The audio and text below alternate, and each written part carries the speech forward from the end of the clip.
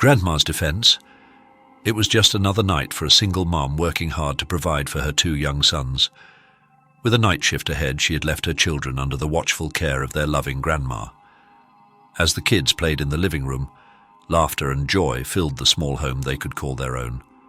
Little did they know their sense of safety was about to be violently ripped away. The fun came to an abrupt halt when blood-curdling screams erupted from the older son's bedroom. The grandma sprang into action, ready to protect her family from any threat. What she witnessed next would be forever seared into her memory.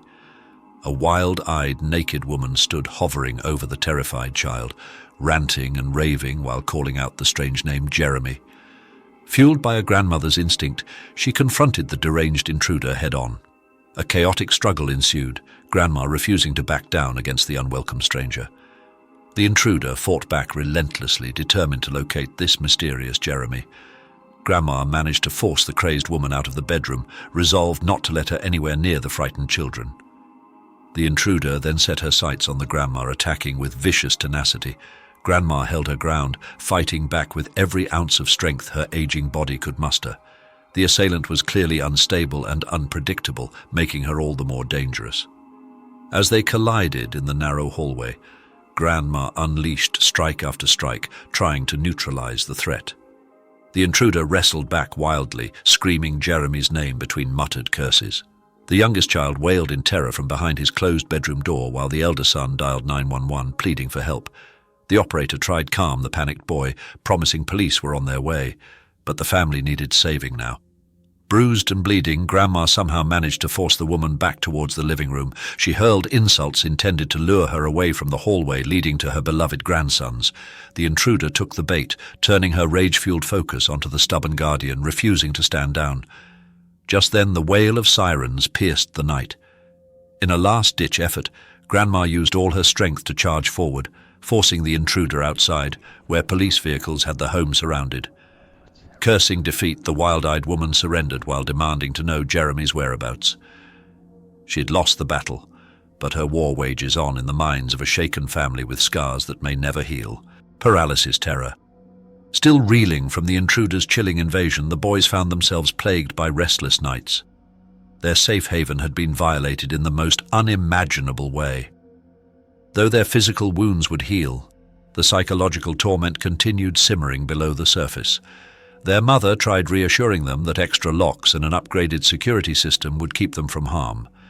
But the senseless brutality of that night left the family with lasting scars. News of the alarming break-in quickly circulated throughout the community. Other parents clutched their children tighter, eager to shield them from such unthinkable danger. Most continued their lives without incident, but one local girl would soon endure her own private nightmare. Megan suffered from episodes of sleep paralysis ever since she was a little girl. Though completely aware of her surroundings, she would awaken to discover her body paralyzed and her mind flooded with frightening visions. She often sensed an ominous presence nearby, unseen hands violently pinning her helpless body down. She confided these terrifying encounters to her best friend Ron, who she leaned on for emotional support during difficult times. Though sympathetic, Ron never fully grasped the immersive horror she endured, but he was always there to talk Megan through the lingering unease during late-night conversations. Her most recent episode left Megan particularly shaken. Something about this shadowy phantom felt more aggressive, more invasive than ever before. A feeling of foreboding washed over her. She asked Ron to keep her company until she felt safe enough to fall back asleep. Within minutes of lying down, that now familiar sensation returned without warning. Megan's entire body went limp, her limbs weighed down by some unseen force. Helpless as a rag doll, her limp body sank deeper into the mattress.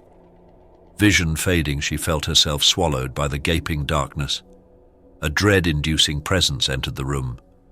Megan sensed the negative energy approaching her bedside. An icy breath crept up her neck. Someone, or something, was right beside her. Inside her mind, she shrieked, yet no one could hear her silent cries for help. Through sheer force of will, Megan fought to move her fingers, then her toes, then a hand.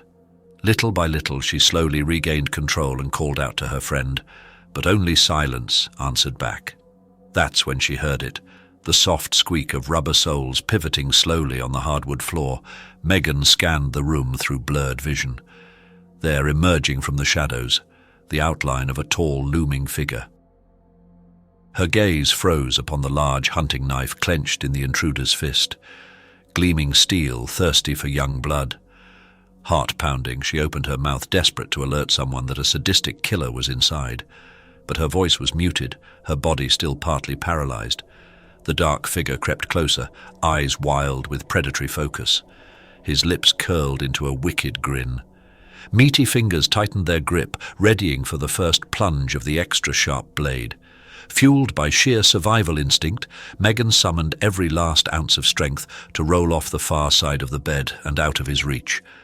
With her muscles unlocked, she finally managed to scream as the man leapt over the bed in pursuit. Sprinting on unstable legs, Megan made it to the hallway, screeching for help. Each thunderous footstep behind her meant the killer was gaining ground. She had to wake her neighbors, get behind a locked door, anything to escape his deadly grasp. Racing down the stairs, she turned just in time to see the knife-wielding madman trip and go tumbling past her.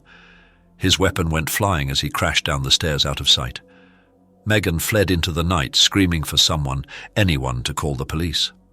Behind her, she could hear the stalker's enraged howls at losing his prey. Thanks to her quick actions, Megan survived the attack that night. But it came at the cost of her sanity. She refuses to sleep without lights on ever again. The slightest noise leaves her trembling in breathless panic. She knows monsters are real, and they may lurk far closer than we dare to imagine. Dealers' decoys.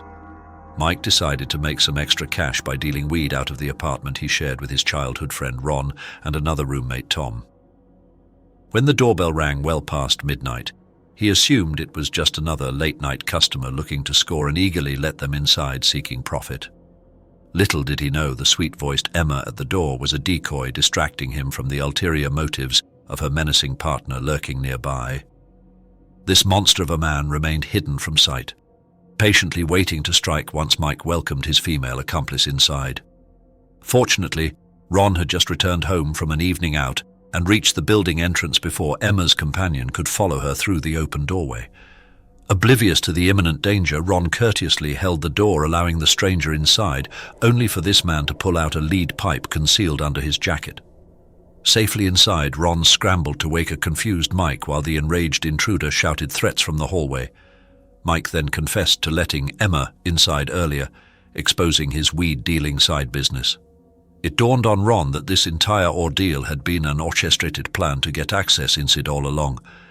If Ron had arrived any later, he surely would have walked blindly into an ambush. He shuddered, imagining Emma's sick partner hiding in the shadows, awaiting one wrong turn down that stairwell. Instead, Ron managed to escape by the skin of his teeth once again. Soon sirens were heard, and the attackers fled into the darkness. Thanks to Ron's quick reflexes, he managed to evade a surprise attack and subdue the home invaders until police arrived. The chilling incident left both roommates rattled, realizing nowhere was safe from those wishing harm. They bolstered security, wary of strangers at the door. Storm's surprise. Elsewhere in town, young woman Emma returned home exhausted after finishing up final exams. The sweltering summer heat left her drained, so she opened the windows, hoping for a cooling breeze before sinking into bed. As she slept, an impending storm gathered overhead. Emma startled awake hours later to rumbling thunder and fierce winds whipping through the open windows and doors throughout the home. Still groggy, she stumbled towards the living room to secure the shutters banging loudly against the house. Using her phone's flashlight, she navigated through the darkness, noting that several belongings seemed oddly out of place. A burst of lightning illuminated the attic, but the loud crack of thunder never followed. Gripped by unease, Emma now feared someone could be hiding upstairs. Apprehensive, she tiptoed to the garage, intending to slip outside and call for help. As she entered, another flash of lightning exposed a terrifying sight. Snapping to her senses, Emma unleashed a blood-curdling scream while scrambling to unlock the exterior garage doors. She burst into the stormy darkness sobbing, desperate to alert nearby neighbors. Soon police swarmed the property, discovering clear signs of forced entry along with several stolen valuables. But the chilling pillowcase note convinced Emma she had been specifically targeted and watched in her own home. Though the intruder was never found, Emma struggled with the aftermath for years. She installed cameras and alarms, still jumping at strange sounds in the night. Her sanctuary had been disturbed, her inner peace stolen by the sinister invasion. Try as she might to move forward, the shadowy figure's leering face continued haunting the recesses of her mind. These true stories reveal that no home is truly safe from violation. The trauma continues simmering for victims while communities grapple with paranoia. Make sure to like and subscribe for more terrifying tales.